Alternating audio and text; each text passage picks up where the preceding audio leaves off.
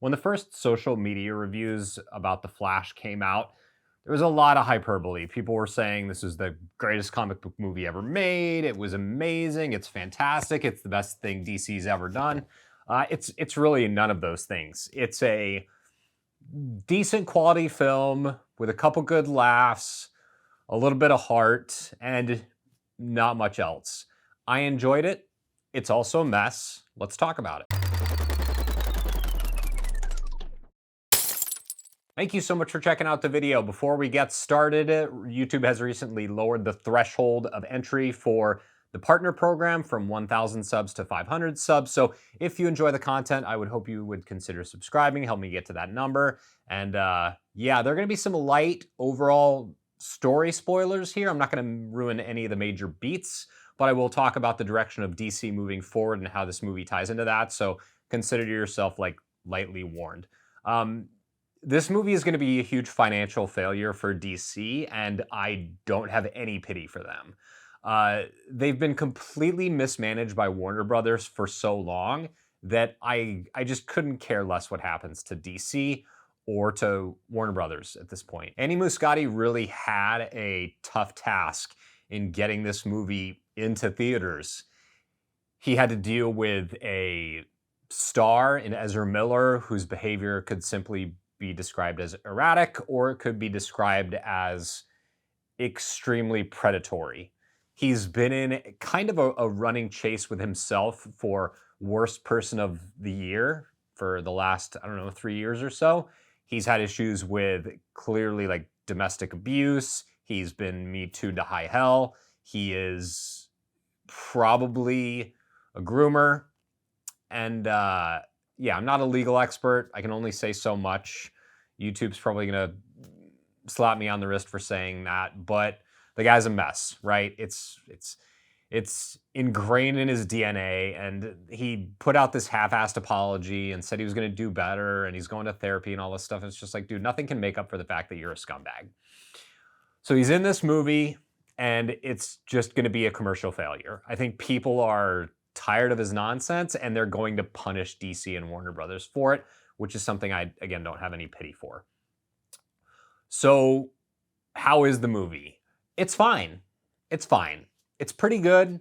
It's got some decent laughs, and it's really, really, really flawed too. And it has a decent bit of heart to it. So I like the movie's look and feel and overall tone. I think Miller's performance is all over the place. He plays two versions of himself, like present Barry Allen, future Barry Allen, different variations. They're doing the whole multiverse thing, and it is what it is. You know exactly what you're getting with a movie like this, with the quips and the jokes and the action and the post-credit scene and all that good stuff. So that stuff mostly works. The special effects here are really good. The fight scenes are awesome, particularly the ones with Batman. And it's also got a ton of cameos. This movie is like cameo central. And I like most of them. A couple of them fall flat.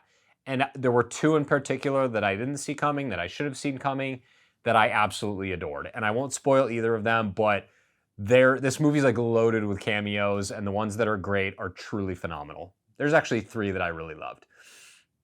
So what I didn't like about the movie is Miller's performance is all over the place.